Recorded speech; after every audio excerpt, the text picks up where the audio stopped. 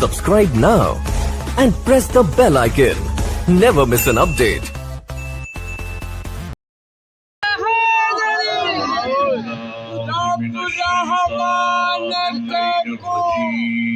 Bismillahirrahmanirrahim. Alhamdulillah alladhi hadana lihadha wa ma kunna linahtadiya lawla an hadana Allah. Laqad ja'at rusulu rabbina bil haqq. As-salatu was-salamu ala rasulil musaddad والمصطفى الأمجد والمحمود الأحمد أبي القاسم محمد وآله الطيبين الطاهرين المعصومين. أما بعد فقد قال رسول الله صلى الله عليه وآله وسلم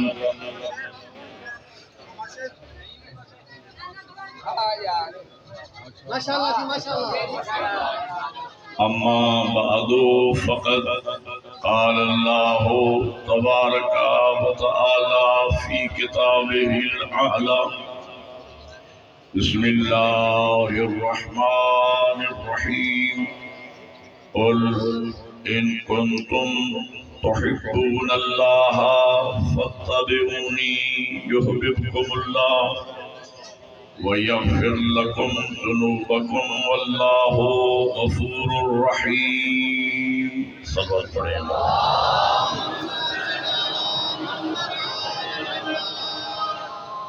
برادران ایمانی موالیان حضر کرار و عاشقان حسین ابن علی،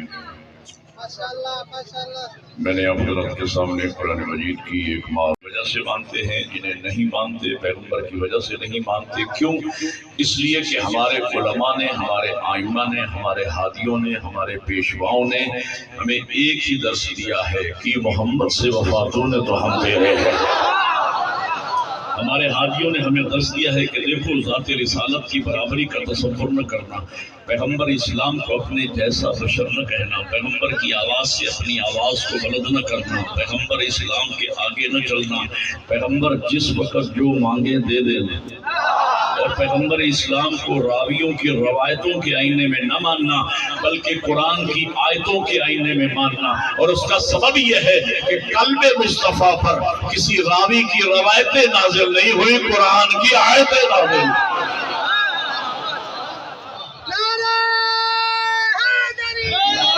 قرآن کی آیتیں بتائیں گی کہ مقام مصطفیٰ کیا ہے، قرآن کی آیتیں سمجھائیں گی کہ عظمت مصطفیٰ کیا ہے. میرے قبلہ اس وقت امت مسلمہ میں جتنا اختلاف ہے، جتنا انتشار ہے، جتنی فرقہ بندی ہے، اس کی ایک ہی بنیاد ہے کہ مسلمانوں نے عظمت مصطفیٰ کو نہیں سمجھا. قبلہ اعلیٰ موجود ہیں، ہمارے صوبائی قائد تشریف فرما ہیں قبلہ جسکانی صاحب، ان کی موجودگی میں حسن صاحب دیگر علماء بھی موجود ہیں، میری قوم کے اکابرین تشریف فرما ہے. میں بڑی طالب علمانہ ذمہ داریوں کے ساتھ ایک ایک لفظ بول کے عرض کروں گا، آپ متوجہ ہیں. الحمدللہ اس وقت امت مسلمہ میں جتنا اختلاف ہے، جتنا انتشار ہے، جتنی فرقہ بندی ہے، اس کی ایک ہی بنیاد ہے کہ امت مسلمہ نے عظمت مصطفیٰ کو نہیں سمجھا. میں ایک دعویٰ کرنے چلا ہوں، اس پر دلیل بھی عرض کروں گا. میری طرف دیکھتے رہیے، وقت میرے پاس بہت تھوڑا ہے. دعویٰ کرنے چلا ہوں، اس پر دلیل بھی عرض کروں گا. میرا دعویٰ یہ ہے کہ اگر امت مسلمہ شروع ہی سے، پہلے ہی دن سے عظمت مصطفیٰ پہ جمع ہو جاتی، شان رسالت کو سمجھ لیتی، حقیقت محمدیہ کو درک کر لیتی، آج امت میں نہ اختلاف ہوتا، نہ انتشار ہوتا، نہ فرقہ بندی ہوتی، بلکہ ایک امت ہوتی. آپ کی توجہ ہی نہیں ہے. میں کیا مجلس پڑھوں گا جب آپ توجہ ہی نہیں فرما رہے، آنے جانے والوں کی طرف دیکھ رہے ہیں. توجہ فرمائے تو میں بات کروں آپ کے ساتھ.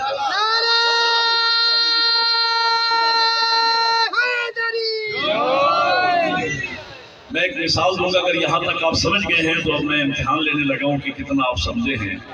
حکومت پاکستان نے روئے تھیلاپیا بیٹھ جاؤ بیٹھ جاؤ. درود پڑھے محمد والے محمد پہ پڑھیں.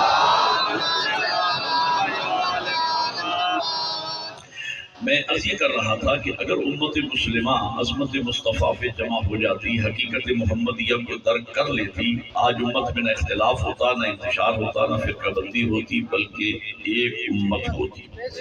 مثال سنیے گا. حکومت پاکستان نے رویت ہلال کمیٹی بنا، اس کا ایکو کم کر دیں اور آواز بڑھا دیں. حکومت پاکستان نے رویت ہلال کمیٹی بنائی ہے. اس کمیٹی کا صرف ایک ہی مشن ہے، کیا کہ ہر اسلامی مہینے کی پہلی تاریخ کو ثابت کیا جائے. بھئی یہ سمجھو گے تو میری پوری تقریر سمجھ میں آئے گی.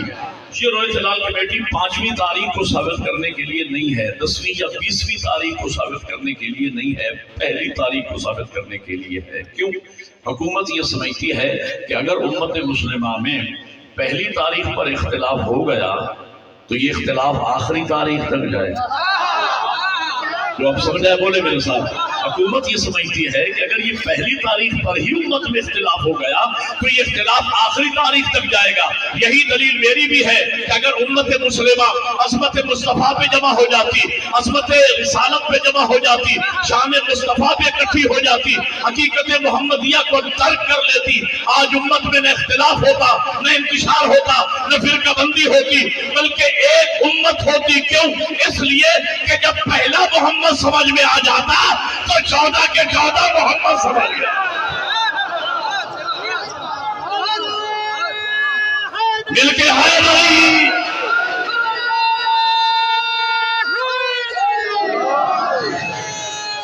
نعرہ بے شک ایک لگائے میری بات مکمل ہونے کے بعد، لیکن مل کے لگائے نعرہ. ایک نعرہ لگے لیکن مل کے نعرہ لگائیے گا. مجھے ٹائم دے تاکہ میں پڑھوں، تاکہ میں مجلس پڑھوں، تاکہ میں مجلس مجھے ٹائم دے. ایک نعرہ لگائیں لیکن مل کے لگائیں. چوک میں بیٹھے ہیں اپنی شان کے مطابق. میں کیا سمجھا رہا ہوں اور میری بات سمجھیے. میں بار بار کہہ رہا ہوں ایک نعرہ لگے لیکن میری بات مکمل ہونے کے بعد. اور کوئی ایسا سیانہ بندہ نعرہ لگائے جس کو موقع محل کا بھی پتا ہو کہ میں نے نعرہ لگانا ہے. ہاں اگر امت مسلمہ نے عرض کیا کہ اگر پہلا محمد سمجھ میں آ جاتا تو 14 کے 14 محمد سمجھ میں.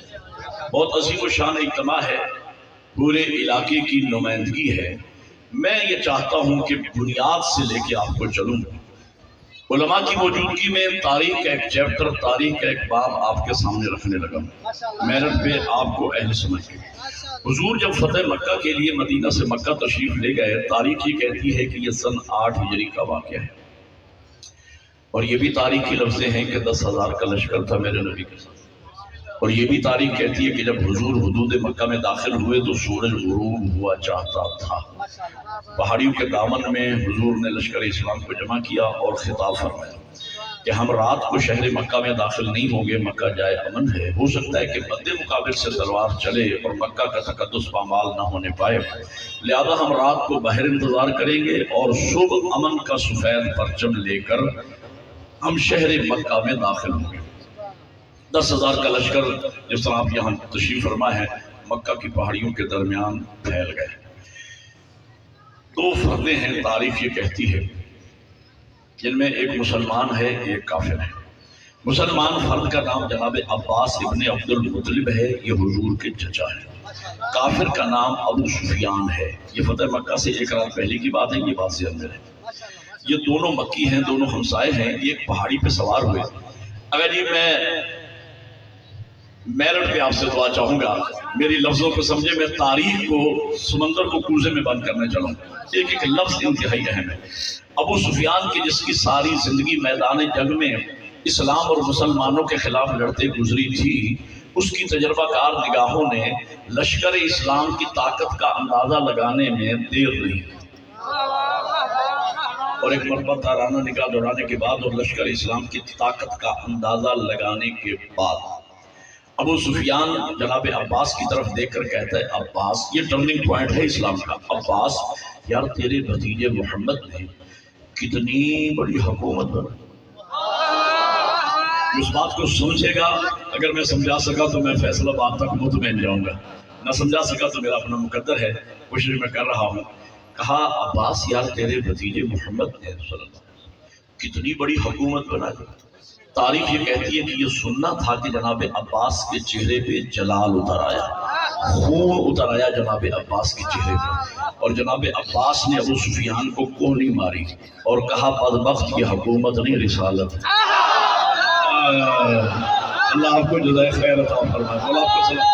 ایک نعرہ مل کے عبادت کریں، سارے بولے حیدری. بڑی پیار ہے. جسے تم حکومت سمجھ رہا ہے نا، یہ حکومت نہیں ہے، یہ رسالت ہے، رسالت.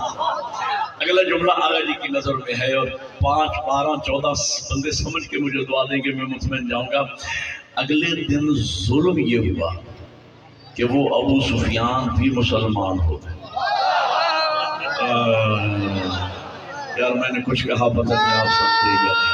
اگلے دن ظلم یہ ہوا کہ وہ ابو سفیان بھی مسلمان ہو گیا. ٹریجڈی یہ ہوئی اسلام کے ساتھ کہ وہ ابو سفیان بھی مسلمان ہو گیا، اور یزید کی دادی ہندہ جس نے میدان احد میں حضرت حمزہ کا جگر چبایا تھا وہ بھی مسلمان ہو گئی. اور قرآن یہ کہتا ہے وَيَدْخُلُونَ فِي دِينِ اللَّهِ أَفْوَاجًا، لوگ گروہ در گروہ اسلام میں آنا شروع ہو گئے.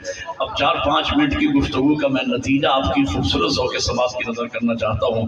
تو گویا پہلے ہی دن سے 2 نظریے مسلمانوں میں آ گئے.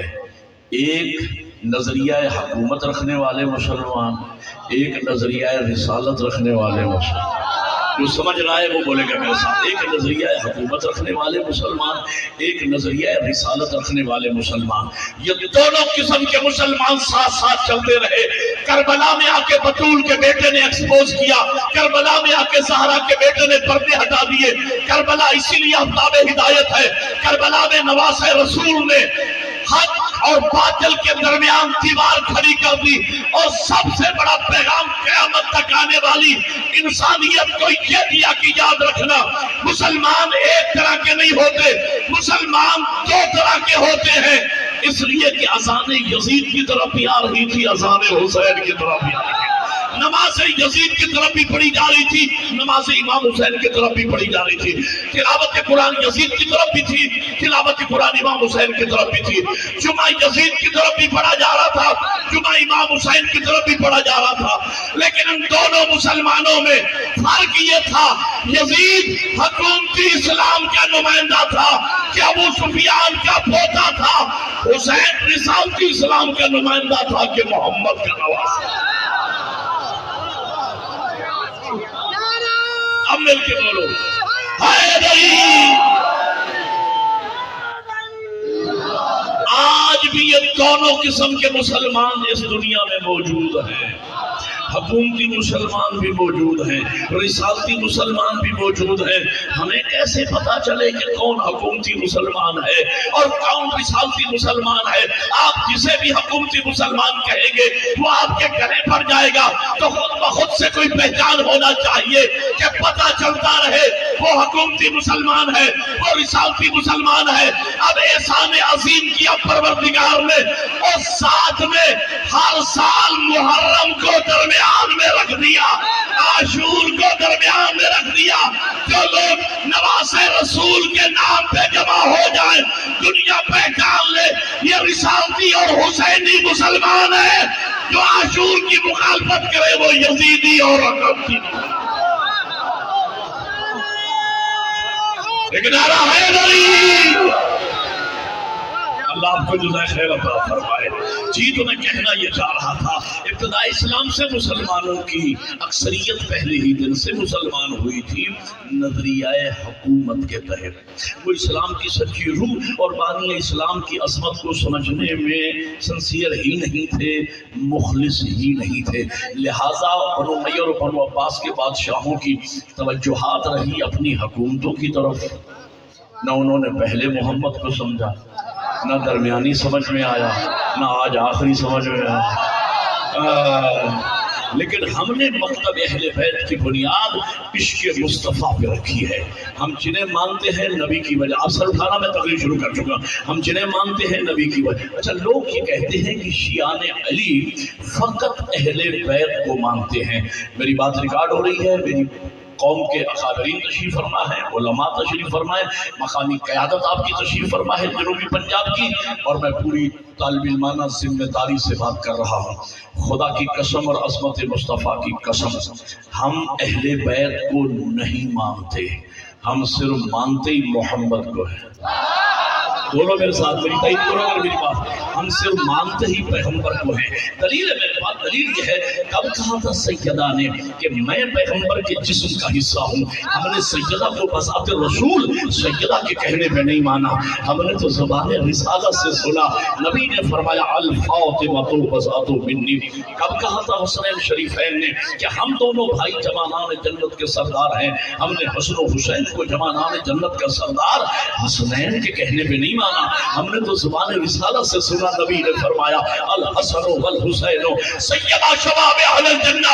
اور کب کہا تھا میرے مولا علی نے کہ جس کا محمد مولا ہے اس کا میں علی مولا ہوں؟ ہم نے علی کو مولا علی کے کہنے پہ نہیں مانا، ہم نے تو مکان غدیر پر فلانوں کا منبر بنا کے علی کا بازو پکڑ کے نبی کو کہتے سنا۔ حضور نے فرمایا من کنت مولا ہو لا علی، عمل کے بولو نعرہ حیدری۔ ہم نے علی کو مولا مانا تو نبی کی وجہ سے، اللہ نے علی کو امیر المومنین بنایا۔ ایک جملہ اگر اگلی تشریف لا چکے ہوتے تو میں شاید چھوڑ دیتا، لیکن ان کی موجودگی کا فائدہ اٹھا کے جملہ کہنا چاہ رہا ہوں۔ اللہ نے علی کو امیر المومنین بنایا، نبی نے علی کی امیر المومنین ہونے کا اعلان فرمایا۔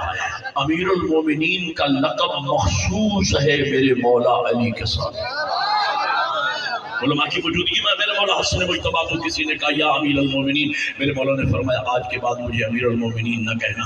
مولا کہ آپ امیر المومنین نہیں؟ کہا بے شک میں امیر المومنین ہوں۔ کہا مولا میں آپ کو کہوں؟ فرمایا نہ، یہ لقب اللہ نے مخصوص کیا ہے، یہ پروٹوکول اللہ نے میرے بابا علی کے لیے نازل فرمایا۔ شاباش، یہ پروٹوکول اللہ نے میرے بابا علی کے لیے نازل فرمایا ہے۔ تو امیر المومنین کا لقب علی کے لیے آیا، یہ لباس تھا علی کا۔ اللہ نے شرف، علی کی خدمات، علی کی اوصاف دیکھ کر میرٹ پر اللہ نے علی کو امیر المومنین بنایا۔ لیکن یہ لقب بادشاہوں کو پسند آ گیا، چرا کے لے گئے۔ جنہیں اردو سمجھ آتی ہے وہ لطف لیں گے، چرا کے لے گئے۔ قبلہ جی میں عرض کیا کرتا ہوں کہ اگر بادشاہ کا لباس فٹ پاتھ پہ بیٹھے ہوئے کسی کنگال اور فقیر کو پہنا دیا جائے تو وہ جوکر ہی تو لگے گا۔ او بھائیو، یہ لباس تھا علی کا، لوگوں کو پسند آ گیا، چرا کے لے گئے۔ یہاں روک کر ایک اور بات کہنے چلو، لائق سجدہ صرف اللہ کی ذات ہے، بس اللہ کے علاوہ کوئی لائق سجدہ نہیں۔ میری قوم میرا پیغام سن کے جائے، اگر میں اشتباہ کروں تو علماء پہ واجب ہے کہ مجلس میں مجھے ٹوک دے کہ مولانا آپ اشتباہ کر رہے ہیں۔ اگر میں حق بات کروں، علماء خاموش رہیں تو بات میں حق کر رہا ہوں، اور میں حق بات ہی کہہ رہا ہوں۔ میں نے 10-12 سال حوزہ علمیہ میں پڑھا ہے، 16 سال بیٹھ کر میں نے قرآن و تعلیمات اہل بیت بچوں کو پڑھائی ہے۔ میں ذمہ دار طالب علم کی حیثیت سے عرض کر رہا ہوں، لائق سجدہ صرف اللہ کی ذات ہے، بس۔ آزائے سبا، پیشانی، ہاتھ کی 2 ہتھیلیاں، 2 گھٹنے، 2 انگوٹھے اگر کسی ذات کے سامنے ٹیکے جا سکتے ہیں تو وہ صرف ذات توحید ہے۔ تعظیمی سجدے کا وجود اسلام میں ہے ہی نہیں، اس بات کو پیغام کو لے کے جانا۔ تعظیمی سجدے کا یہ تفسیر میں رائے بیان کی جاتی ہے کہ ملائکہ نے حضرت آدم علیہ السلام کو سجدہ کیا، نہ، آدم قبلہ تھا، رخ آدم کی طرف تھا، سجدہ ذات توحید کا تھا۔ ہمارا رخ کعبہ کی طرف ہوتا ہے، سجدہ ذات توحید کو ہوتا ہے۔ اور یہ کہنا کہ صاحب یہ جو جناب یوسف علیہ السلام کو دیکھتے ہی جناب یعقوب اور ان کے 11 فرزندوں نے سجدہ کیا، یہ یوسف کو پاتے ہی اللہ کے شکر کا سجدہ تھا، یہ یوسف کا سجدہ نہیں تھا۔ کربلا میں زائرین جاتے ہیں، روضہ حسین پہ نظر پڑتی ہے، فوراً سجدے بھی گرتے ہیں۔ یہ مولا حسین کو ذرا زائرین سجدہ نہیں کرتے، اللہ کے شکر کا سجدہ کرتے ہیں جس نے کربلا دکھائی ہے۔ یاد رکھنا، تعظیمی سجدے کا وجود اسلام میں ہے ہی نہیں۔ یہ پیر کو سجدہ، یہ فقیر کو سجدہ، یہ دربار کو سجدہ، یہ فلاں کو سجدہ، کوئی سجدہ نہیں ہے۔ لائق سجدہ صرف اللہ کی ذات ہے۔ اور میرے پاس ٹھوس دلیل ہے، دلیل سنیے گا۔ مجھے بتائیے، بعد از خدا عظیم تر ہستی کا نام میرا نبی ہے، سب سے عظیم بعد از خدا بزرگ توئی قصہ مختصر۔ اگر تعظیمی سجدے کا وجود اسلام میں ہوتا تو مولا علی نبی کو سجدہ کرتا۔ بولتے کیوں نہیں یار میرے ساتھ؟ جناب سیدہ مولا کائنات کو سجدہ کرتی، حسنین اپنے بابا کو سجدہ کرتے. اگر تعظیمی سجدے کا کوئی تعظیمی سجدہ نہیں ہے، لائق سجدہ صرف اللہ کی ذات ہے. لیکن جن پیشانیوں کا مقدر پھوٹا اور انہوں نے اللہ کو لائق سجدہ نہ مانا، تو ان کی پیشانیاں پھر کیسی خسیس خسیس چیزوں کے سامنے جھکی. وہ انسان کبھی پتھر کے سامنے جھکا، کبھی بندر کے سامنے جھکا، کبھی گائے کے سامنے جھکا، کبھی درخت کے سامنے جھکا، کبھی آگ کے سامنے جھکا. کہاں آگ، کہاں انسان، کہاں آگ، کہاں انسان کہاں پتھر، کہاں انسان کہاں گائے، کہاں انسان کہاں بندر. لیکن ذوق سجدہ کو تسکین نہ ملی. وہ ایک سجدہ جسے تو گراں سمجھتا ہے، ہزار سجدوں سے دیتا ہے آدمی کا، ہزار سجدوں سے دیتا. جو لائق سجدہ تھا، جب اسے سجدہ نہیں کیا تو پیشانی ذلیل ہوئی خسیس خسیس چیزوں کے سامنے. اسی طرح لائق لقب علی کی ذات تھی. اللہ نے میرٹ پہ علی کو امیر المومنین بنایا. تو جنہوں نے اللہ کے بنائے ہوئے کو امیر المومنین نہیں مانا، تو ان کا مقدر کیسے پھوٹا اور انہیں کیسے کیسے امیر المومنین ملے. یزید امیر المومنین، ولید امیر المومنین، مروان ابن حکم امیر المومنین، عبد الملک ابن مروان امیر المومنین، شراب کے ہوش میں غوطے لگانے والے امیر المومنین، نشے کے عالم میں 2 کی جگہ 4 رکعت نماز پڑھانے والے امیر المومنین، ہاتھوں کی جمعے کی نماز خود کو پڑھانے والے، جمعے کی نماز خود کو پڑھانے والے امیر المومنین. تو میں سوچتا یہ ہوں، اور جب امیر المومنین ایسے ہوں گے تو مومن شمر جیسے ہوں گے. ایک نعرہ مل کے بولو حیدری. ہاں اب سنیے گا، جب ہم نے میرٹ پہ اس کو امیر المومنین مانا جسے اللہ نے امیر المومنین بنایا، تو کیا عزت افزائی ہوئی مومنوں کی. کون امیر المومنین؟ جو کعبہ میں آیا وہ امیر المومنین، جس نے لعاب رسالت کو چوسا وہ امیر المومنین، خاموش پیغمبر میں پلا وہ امیر المومنین، جو جس طرح پیغمبر پہ سویا وہ امیر المومنین، جو دوش پیغمبر کا سوار بنا وہ امیر المومنین، جو بدر کا فاتح وہ امیر المومنین، احد میں جس کے لیے آسمانی اسلحہ آیا وہ امیر المومنین، جو خندق کا کل ایمان بنا وہ امیر المومنین، خیبر میں جو قرار غیر فرار قرار پایا وہ امیر المومنین، جسے زہرا جیسی بیوی ملے وہ امیر المومنین، جسے حسنین جیسے لال ملے وہ امیر المومنین. تو میں سوچتا یہ ہوں، اور جب امیر المومنین ایسا ہوگا تو مومن خمینی جیسا آیا.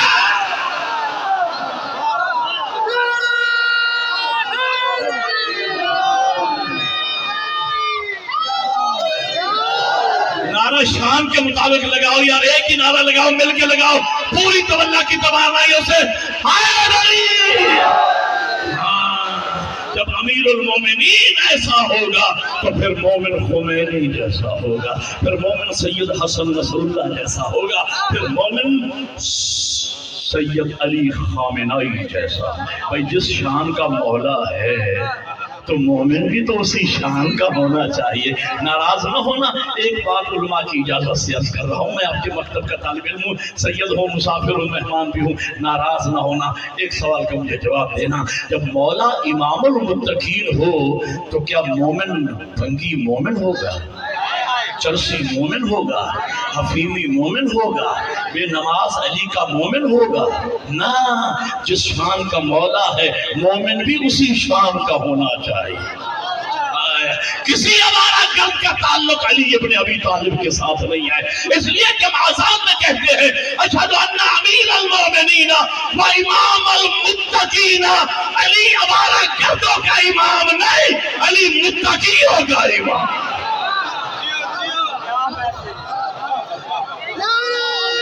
لیکن آپ مل کے بولو حیدری. اللہ آپ کو جزائے خیر عطا فرمائے. جی تو میں کہنا یہ چاہ رہا تھا کہ ہم نے علی کو مانا تو نبی کی وجہ سے مانا، اور اس کا مطلب یہ بھی نہیں ہے کہ ہم اہل بیت کو نبی کی وجہ سے مانتے تو ہم اصحاب رسول کو نہیں مانتے. یہ تہمت ہے مکتب اہل بیت کے ماننے والوں پر کہ اصحاب شیعہ اصحاب رسول کو نہیں مانتے. میاں یہ الزام ہے، تہمت ہے، میں چوک کی تقریر میں کہہ رہا ہوں یار یہ کیسے ہو سکتا ہے؟ وہ لوگ جنہوں نے نبی کی زیارت کی، نبی کے ہاتھوں کے بوسے لیے، حضور کی ابتدا میں نمازیں پڑھی، آخر ہم کیوں نہیں مانیں گے بھائی؟ ہم مانتے ہیں۔ اب افسوس یہ ہے کہ میں نے کہا تھا کہ مجھے 3 بجے ٹائم دے یا کم از کم 3:30 بجے ٹائم ملتا، میں 1.25 گھنٹہ 1.5 گھنٹہ آپ کی خدمت کرتا، میرے پاس وقت تھوڑا ہے، میں جلدی بھی کر رہا ہوں اس لیے کہ مجھے سفر کر کے پراپر ٹائم پہ ممبر بھی لینا ہے، اور آپ نے مجھے لیٹ کیا، لیکن میں چاہتا ہوں کہ میرا پیغام پہنچے۔ ہم مانتے ہیں اصحاب پیغمبر کو۔ میرا ساتھ دیجیے، میں آدھے گھنٹے کی بات ایک جوان بیٹھ جا یا نکل جا، کیا کر رہا ہوں میں ایک جملے میں مکتب اہل بیت کا نظریہ عقیدہ بیان کرنا چاہتا ہوں۔ اصحاب پیغمبر کے متعلق تشیع کا عقیدہ یہ ہے، یہ اصحاب مصطفیٰ اگر زمین پر ہو تو دین کے منارے ہیں، آسمانوں پر ہو تو ستارے ہیں، اہل بیت کے ساتھ ہو تو ہمارے۔ بولو یار میرے ساتھ جنہیں میری بات سن، ایک نعرہ مل کے بولو اصحاب پیغمبر کو، لیکن ہم اتباع رسول کرتے ہیں۔ جہاں رب نے آل کو منوایا وہاں آل کو مانتے ہیں، جہاں اصحاب کو منوایا وہاں اصحاب کو مانتے ہیں۔ اور بات صرف اتنی ہے کہ ہم نبی کی اولاد کو، تشیع یہ ہے کہ ہم اصحاب کے بارے میں تشیع کا نظریہ یہ ہے کہ ہم نبی کی اولاد کو، نبی کی آل کو اور نبی کے اصحاب کو برابر نہیں مانتے۔ یہ بات غلط ہے کہ ہم نہیں مانتے، برابر نہیں مانتے، اور اس لیے ہم جذبات سے کام نہیں لیتے۔ ہماری حقیقت پسندی کی دلیل یہ ہے کہ مولا علی اکیلے نہیں تھے، علی کے سکے 3 بھائی اور بھی تھے، جناب طارق، جناب عقیل، جناب جعفر طیار۔ چوتھے نمبر پہ میرے مولا علی بھائیوں میں سب سے چھوٹے، لیکن علی نور اول کا دوسرا حصہ، علی منصوص من اللہ امام، علی جانشین رسول، علی خلیفہ بلا فصل، علی لحم کا لحمی، دموں کا دمی، جسموں کا جسمی، روح کا روحی۔ ہم جناب طالب کو ابو طالب کا لخت جگر مانتے ہیں، ہم جناب عقیل کو فاطمہ بنت اسد کا نور نظر مانتے ہیں، ہم جناب جعفر طیار کو اسلام کا مبلغ تسلیم کرتے ہیں، لیکن خدا کی قسم جب علی کی برابری کا مسئلہ آتا ہے، علی کے مقابلے میں علی کی اپنی ماں کے حقیقی بیٹوں کو ہم شیعہ علی کے برابر نہیں مانتے، اور جب علی کی اپنی ماں کے بیٹے علی کے برابر نہ ہو سکے تو کسی غیر ماں کا بیٹا علی کے برابر۔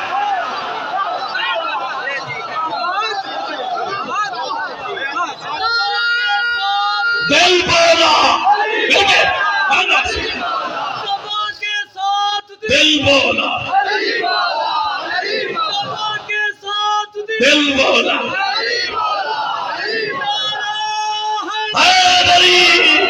اللہ پھر سے خیر فرمائے۔ ہم برابر نہیں مانتے، برابر۔ اچھا یہ الزام نہیں مانتے یار، یہ قوم شیعہ قوم کو ماننے میں بیچاری اتنی مخلص ہے۔ آپ اصحاب کی بات کرتے ہو، یہ شیعہ قوم تو ماننے میں اتنی مخلص ہے کہ آج سے 1400 سال پہلے اگر کسی جانور نے اولاد زہرا سے وفا، ہم تو اس جانور کا احسان نہیں اتار سکتے۔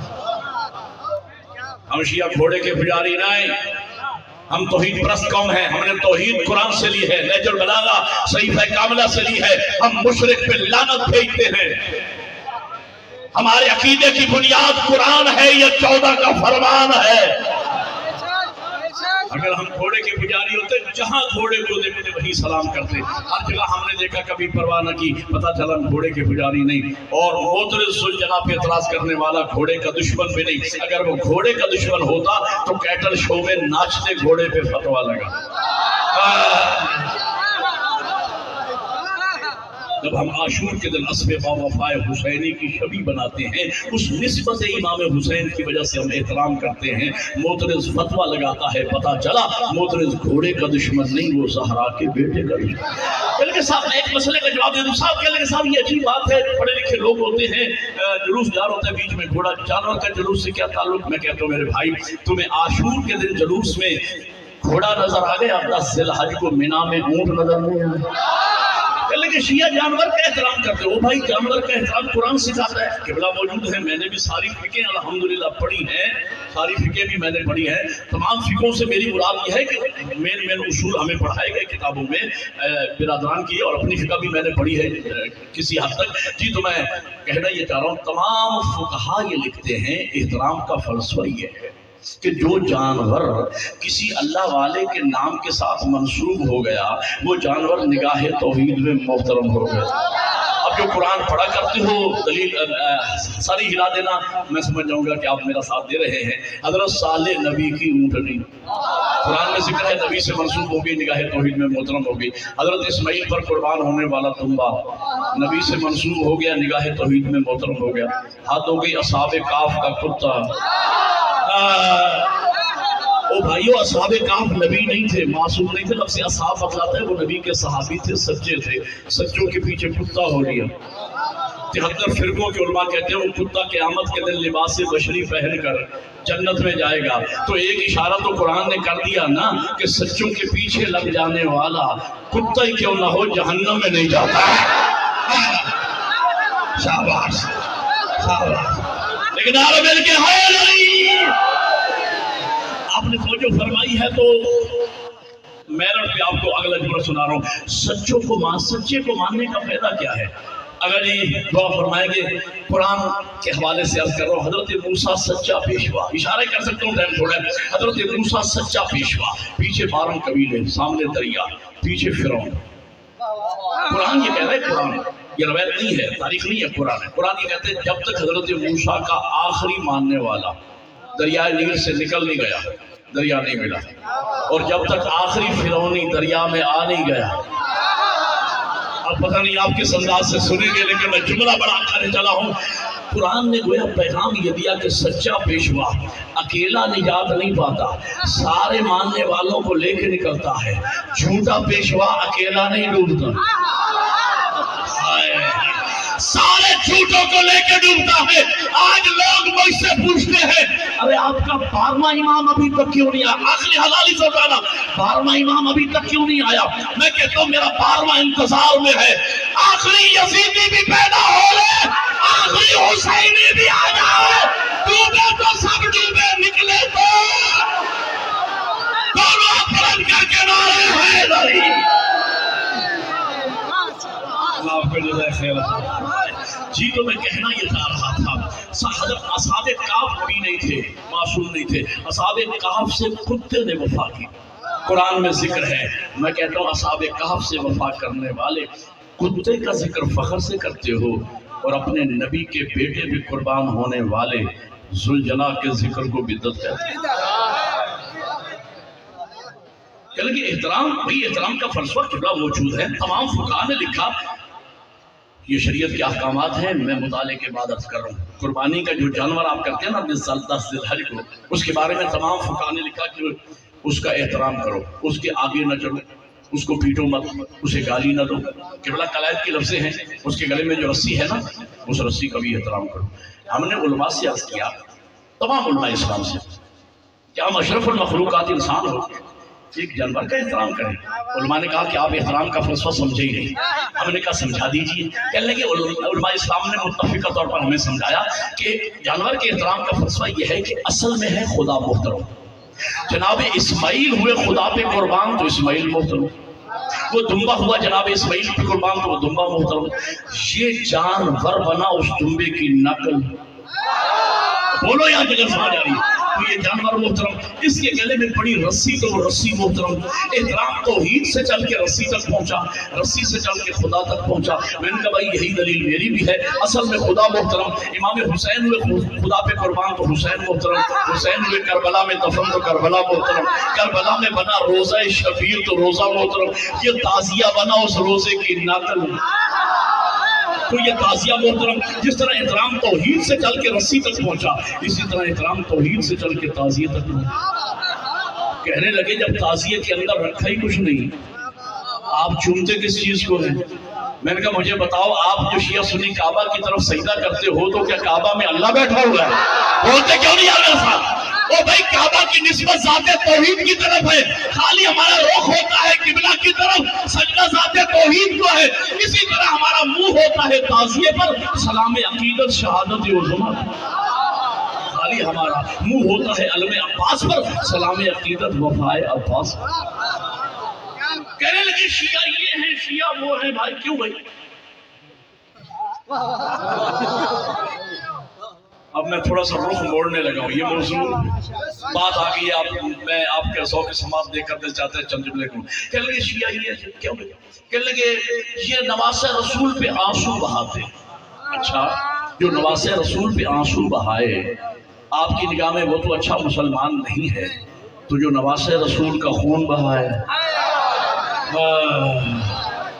ان کے بارے میں علماء آج تک بحث کر رہے ہیں۔ میاں یزید کو برا نہ کہو، جیسی محرم کا چاند طلوع ہو جاتا ہے مختلف ٹی وی چینل پہ بیٹھ جاتے ہیں اور بحث ہو رہی ہے میاں یزید کو برا کہنا چاہیے یا نہیں کہنا چاہیے، اور علماء کہتے ہیں میاں امام مالک کا فتویٰ ہے کہ یزید جائے گا بھی جہنم میں اور اس پہ لعنت کرنا بھی جائز ہے، لیکن اکثر فقہائے اسلام یہ کہتے ہیں کہ میاں یزید کا معاملہ خدا پہ چھوڑ دینا چاہیے، بھئی اللہ کی مرضی ہے جنت میں لے جائے یا جہنم میں لے جائے، خدا کی مرضی ہے۔ ہم نے کہا خبردار، ہم نے توحید کے بعد فوراً اللہ کی عدالت کا اقرار کیا ہے، ہمارا اللہ عادل ہے ظالم نہیں، سمجھانا ہمارا اللہ عادل ہے ظالم بھائی نقل کفر کفر نباشت۔ اگر خدا یزید کو معاف کر بھی دے تو معاف کر کے کہاں لے جائے گا؟ جنت میں۔ کون سی جنت میں؟ جس کا سردار حسین ہے، اور جہاں ظالم و مظلوم ایک ہو جائے، قاتل و مقتول ایک ہو جائے، وہاں عدل نہیں رہتا۔ ہمارا اللہ عادل ہے ظالم، لیکن بہت سے علماء میں میاں اگر خدا معاف کر دے تو آپ کو کیا تکلیف ہے؟ میں نے کہا بھائی اللہ تو معاف کرے گا نہیں، البتہ تمہیں اختیار ہے قیامت کے دن جہاں یزید جائے تم بھی ساتھ چلے۔ بس قبلہ اب 2 منٹ پانی نہ پلائے کسی کو، مجھے ڈسٹرب کرتے ہیں جب سامنے کوئی ایسی بات ہوتی ہے۔ میں زیادہ پیاسوں آپ سے میں تقریر بھی کر رہا ہوں لیکن میں پانی نہیں پی رہا تاکہ آپ ایک ایک لفظ آپ تک پراپر طریقے سے پہنچ سکے۔ جی میں کہنے لگے صاحب یزید اگر خدا معاف بھی کر دے تو میں نے کہا بھی اللہ تو معاف کرے گا نہیں، البتہ تمہیں اختیار ہے کہ قیامت کا دن جہاں یزید جائے۔ نہیں سمجھ آئی میری بات؟ اچھا اس مسئلے کو بھی میں 2 اور 2 4 کر کے حل کر دوں اگر اجازت دیں کہ یہ معاملہ کیا ہے۔ یہ جو بعض لوگ میاں اللہ یزید کی وکالت کر رہے ہیں، یہ راز ہے کہ اس راز سے میں پردہ اٹھانا چاہتا ہوں ایک جملے میں۔ دیکھیں میں ٹیکنیکل طریقے سے 15 منٹ کی بات آدھے منٹ میں کرنے چلا ہوں۔ 2 بندے آپس میں لڑ پڑے، ایک نے دوسرے کو کوسا، اللہ کرے تو مر جائے، ہوتا ہے لڑائی میں۔ دوسرا بندہ سیانہ آدمی تھا، سمجھدار، اس نے کہا تو میرا پروردگار ہے، تو میرا خالق و مالک ہے، تو کہے گا تو میں مر جاؤں گا؟ نہیں، اللہ نے جو 4 دن زندگی لکھی ہے نا وہ مجھے زندہ رہنا ہے، تیرے کہنے سے میں مروں گا نہیں، لیکن تیرا اتنا کہنے سے کم از کم آج مجھے تیرے دل کا ارادہ پتہ چل گیا ہے کہ تو چاہتا میں مر جاؤں۔ میں کہتا ہوں ان ملاؤں کے کہنے سے یزید بخشا تو نہیں جائے گا، اتنا کہنے سے ان کے مذہب کا تو پتہ چل گیا۔ لیکن آپ مل کے بولو ہائے محرم کا چاند طلوع ہوتا ہے، بچوں کو سکولوں میں تنگ، میاں یہ شیعوں نے خود ہی مارا ہے امام حسین علیہ السلام کو، اب یہ خود ہی روتے پیٹتے، یہ سوال ہوتا ہی ہے نہیں؟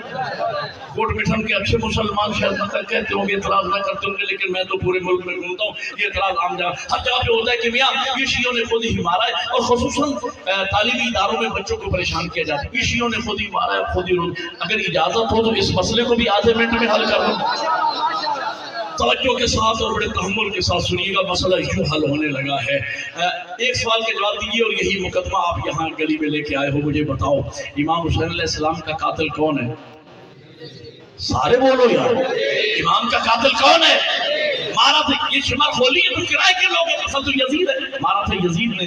یہ کیا کہتے ہیں شیعوں نے مارا؟ کوئی بڑے تحمل سے، مارا تھا یزید نے، یہ کہتے ہیں شیعوں نے مارا تھا یزید نے، یہ کہتے ہیں شیعوں نے مارا، تو صغرا کبرا ملا کے نتیجہ کیا نکلا؟ بقول ان کے پھر یزید شیعہ ہوا، پھر وہ ہمارا ہوا، پھر ہماری مرضی ہے ہم یزید کو اوپر سے لعنت شروع کریں یا نیچے سے۔ لیکن جیسے ہم یزید پہ لعنت کرتے ہیں کچھ لوگوں کو تکلیف ہوتی ہے، ان کی تکلیف نے بتلایا یزید ہمارا نہیں ان کا لگتا ہے، ہمارے نزدیک یزید کل بھی واجب اللعنت تھا۔ مل کے بولو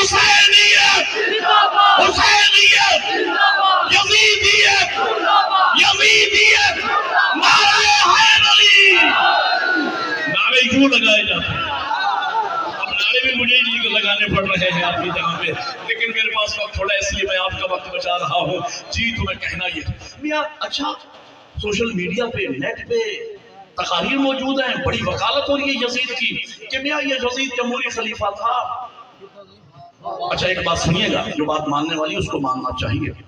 جمہوری خلیفہ تھا یزید، اس لیے کہ یزید کا باپ اپنی زندگی میں اس کے لیے عالم اسلام سے بیعت لے کے مرا تھا. اور قبلہ موجود ہے، اس لیے یہ جملے عرض کر رہا ہوں، ورنہ عام نوجوانوں کی پہنچ میں نہیں ہے یہ جملے. جو مسلمانوں نے خلافت کے 4 اصول بنائے ہیں، وہ اصول بھی اس پر منطبق ہوتے تھے. استخلاف بھی تھا، شورا بھی تھا، اجماع بھی تھا.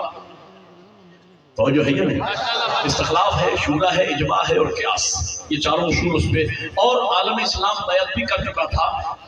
3 شخصیات نے بیعت نہیں کی، ایک دب گیا، ایک ڈر گیا، ایک ڈٹ گیا، چونکہ حیدر کرار کا بیٹا تھا. حیدر کرار. اچھا بقول آپ کے کہ اگر یزید جمہوری خلیفہ تھا تو اپوزیشن تو جمہوریت کے پرپنے کا سبب ہوتی ہے. کوئی تو سیاسی لوگ بھی بیٹھے ہوں گے جو الیکشن لڑتے ہیں. جمہوریت اپوزیشن تو جمہوریت کے پنپنے کا سبب ہوتی ہے.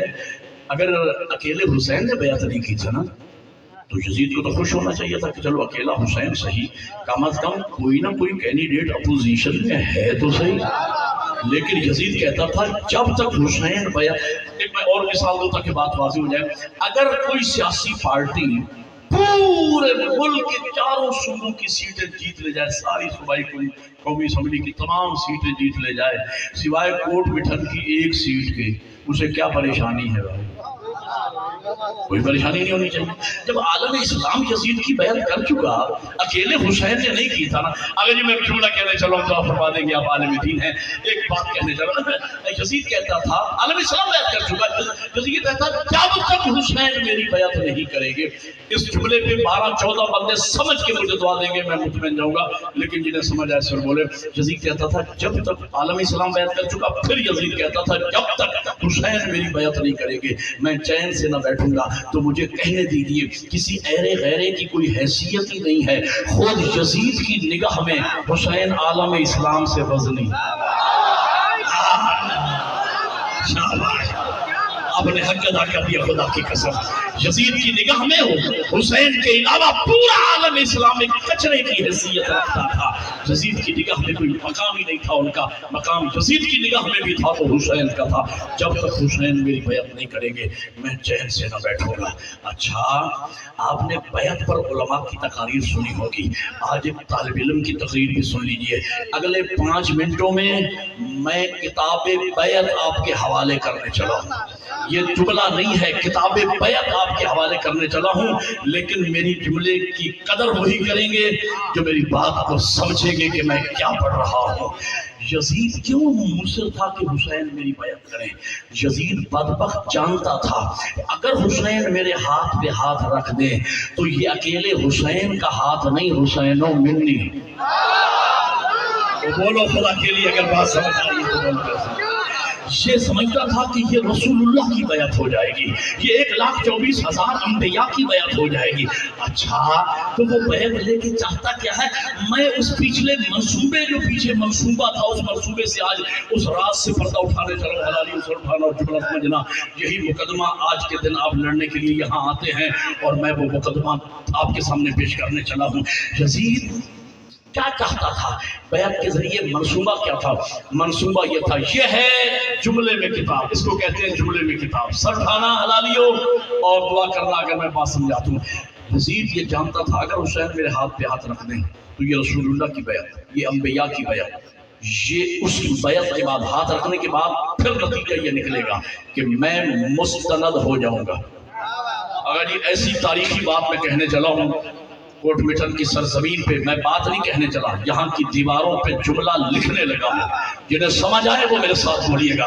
منصوبہ یہ تھا کہ جب بیعت ہو جائے گی تو پھر میں مستند ہو جاؤں گا، پھر میں جو کہتا جاؤں گا دین بنتا جائے گا، جو کرتا جاؤں گا دین بنتا جائے گا. اب ایک جملے میں کتاب یہ ہے. بیعت کے ذریعے یزید کا منصوبہ یہ تھا کہ سامنے بینر ہو اسلام کا، پیچھے نظام چلے کفر کا، سامنے نام ہو محمد کا، پیچھے نظام چلے دشمنان محمد کا. بطول کے بیٹے نے میدان کربلا میں یزید کو چیلنج دیا، یزید حسین کی زندگی میں یہ کیسے ہو سکتا ہے کہ نام میرے نانا کا ہو، کردار تیرے دادا کا ہے۔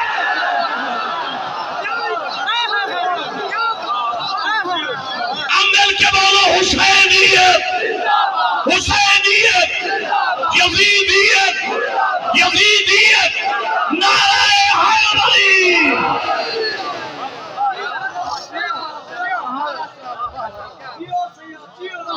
دو شہزادوں بس ختم ہوگی میری تقریر، روک رہا ہوں یہیں پہ۔ دو شہزادوں کا معاملہ تھا میاں، ایک جیت گیا ایک ہار گیا۔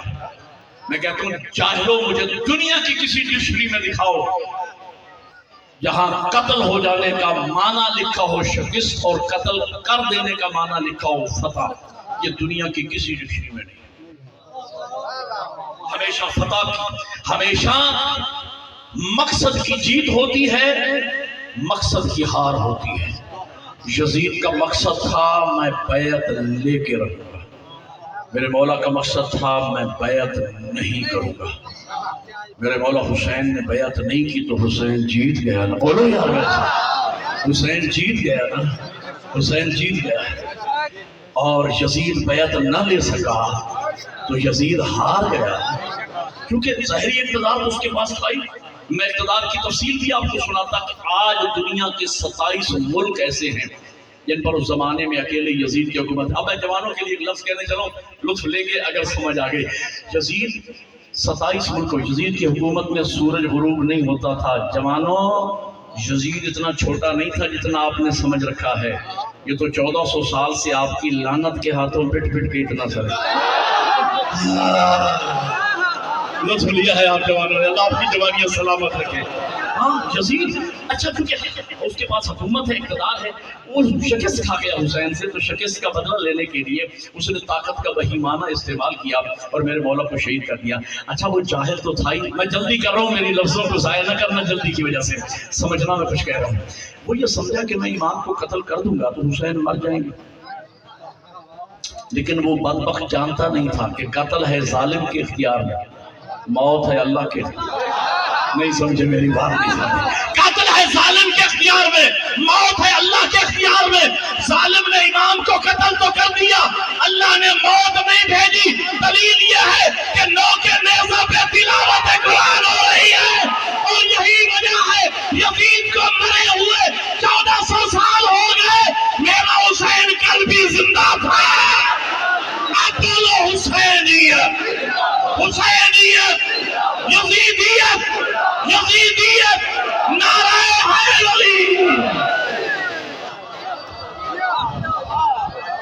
آخری جملہ میری تقریر کا، میرے پاس وقت ہوتا مجھے آپ ٹائم دیتے تو میں آپ کو مجلس سناتا، میں نے چاہا کہ کم وقت میں آپ کو پوری تقریر سنا دوں، اور میں نے جگر کا خون دیا ہے اور میں اگلے جملے پہ جگر کا خون دوں گا، اور زہرا کے لال کی حقانیت کو چوک پہ ثابت کرنے کے لیے حلالیوں سر اٹھانا اور جملہ سمجھنا، میرا حسین جیت گیا ہے، یزید ہار گیا ہے۔ ماتھیوں جوانوں اگر میں عزاداروں آپ کو مولا حسین کی جیت یہاں ممبر پہ دکھا دوں، کوٹ مٹھن کا شیعہ دعا کرو گے یا نہیں؟ شیعہ سنی مسلمان جو سارے حسینی ہے، کوئی شیعہ ہے کوئی سنی ہے جو یہاں آیا ہے، سب حسینی ہے، مولا حسین کے طرفدار ہیں، دعا کرو گے یا نہیں؟ اگر میں اسی ممبر پہ مولا حسین کی جیت آنکھوں سے دکھا دوں، دکھاؤں؟ جملہ سنیے گا آخری حلالی تک، میرا مولا حسین جیت گیا، یزید ہار گیا۔ او بھائیو، جو پارٹی الیکشن جیت جاتی ہے چوکوں میں جلوس وہی لے کے آتی ہے، جو پارٹی الیکشن ہار جاتی ہے وہ شام کو گھروں میں منہ چھپائے پھرتے ہیں۔ لوگوں میرا حسین جیت گیا، حسین کے جلوس دیکھ لو، یزید ہار گیا۔ آج بھی عاشور کے دن یزیدی قبرستانوں میں منہ چھپائے پھرتے ہیں۔ عمل کے بولو حسینیت، حسینیت، یزیدیت، یزیدیت، نعرہ حیدری۔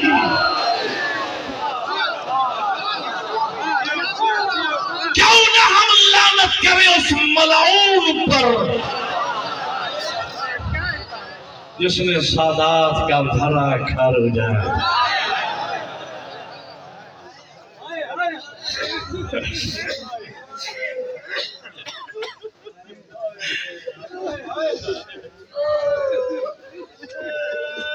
हम ऐसे तो नहीं आके यहाँ बैठ के गली में, यार कोई मजबूरी तो है जो हमें बहनों और बेटियों को साथ लाकर यहाँ बिठा रही है, कोई मजबूरी तो है ना हमारे अज़ादारों।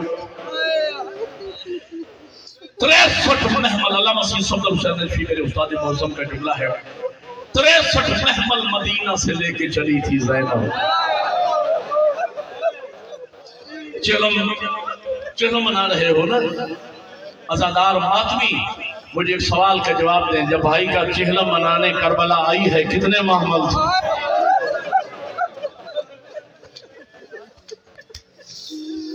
सबसे पहले जनाब ज़ैनब अपने भाई की कब्र पे आई, गैरत मंशिया सर उठाना, जो बड़ा समझ आए तो मातम कर लेना। बीबी ने भाई की कब्र को गले लगाया, भैया मुबारक हो, आपने करबला फतह किया, बहन शाम फतह करके आई। भैया तेरे जिहाद में और मेरे जिहाद में फर्क है, तू अली का बेटा, मैं ज़हरा ज़ादी। तेरी जंग मर्दों के साथ थी, मेरी जंग शाम के बेगैरतों के साथ। भैया तू मर्द था, तेरे साथ फौज मर्दों की थी, मैं पर्दादार, मेरी जंग शाम के बेगैरतों के साथ थी। तू मर्द था, तेरे साथ फौज मर्दों की थी, मैं पर्दादार, मेरे साथ फौज यतीमों की थी। हुसैन तू दुश्मन के घर से बाहर लड़ा, मैं दुश्मन को घर में शिकस्त दे के आ रही हूँ। भैया कोई दीन की खातिर और शाम हो तो ज़ैनब जिंदा है। मेरे मौला सैयद सज्जाद सबसे पहले सरकार अब्बास की कब्र पे आए। मैंने काले बुजुर्गवार से जुमले सुने, दो बैन किए सैयद सज्जाद ने, कब्र को गले, मौला गाजी की कब्र को गले लगा के सैयद सज्जाद ने पहला बैन किया, चचा गाजी मैदान करबला में 3 दिन का भूखा प्यासा बाजू कटवा के दरिया के किनारे सो जाना आसान है चचा, लेकिन नंगे सर माँ बहनों के साथ कभी उस बाजार कभी उस दरबार जाना चचा। जुमला फरमान अगला जुमला ये किया, चचा गाजी जरा कब्र से उठकर इन पर्दादार बीवियों में पहचान के सिर्फ इतना बता, इनमें तेरी मुर्शिद ज़ाती ज़ैनब कौन सी? अज़ादारों मेरे पास वक्त होता मैं तफसीलन चहलम के मसाइल को आपको सुनाता, लेकिन दो मिनट की और जहमत है, 2 जुमले सुन लीजिए। सादात का काफिला मदीना में पहुंचा, 3 दिन मदीना के बैर से अज़ारियां बैठी रही। बशीर मुनादी को भेजा गया, निदा दे रहे मदीने की गलियों, मदीने वालों, मदीने के सरदार आ गए। ये ऐलान सुना जनाब उम्मुल बनीन ने, बीबी ने बुर्का पहन लिया, दरवाजे के अंदर आ गए। कहा शख्स तू कौन है? कहा बीबी मेरा नाम बशीर है। क्या कह रहा है? मैं कह रहा हूँ मदीने के सरदार आ गए। बीबी फरमाती बशीर जल्दी बता, मेरा गाजी आ गया है, जो सरकार वफा के मुरीद बैठे, मेरा गाजी आ गया है। कहा बीबी आप कौन है? कहा मैं अब्बास की माँ उम्मुल बनीन हूँ। सर झुका के बशीर कहते हैं बीबी आप तो शहंशाह वफा की माँ हैं, आपको तो हुसैन का पूछना चाहिए था, अकबर और कासिम का, आपने अब्बास का क्यों पूछा? माँ को इतना नाज था। क्या बशीर मैंने अब्बास का इसलिए पूछा है, अगर मेरा गाजी आ गया फिर सारे आ गए। बशीर की चीख निकल गई, बीबी तेरा गाजी मारा गया। बीबी रोई नहीं। कहा बशीर कितनी फौज थी जिसने मेरे गाजी को मारा? कहा हजारों की फौज। बीबी को इतना नाज था बेटे पर। कहा चाहे हजारों की फौज हो, मेरा अब्बास किसी से मार नहीं खाता, सच बता क्यों मारा गया मेरा गाजी? बशीर रो के कहता है बीबी तेरे अब्बास को लड़ने की इजाजत नहीं थी। अब बीबी आती है सीधी जन्नतुल बकी में, रसूल की बेटी की कब्र को गले लगा के अब बैन किया रसूल साथी, अब तो राजी होना मेरे अब्बास पे।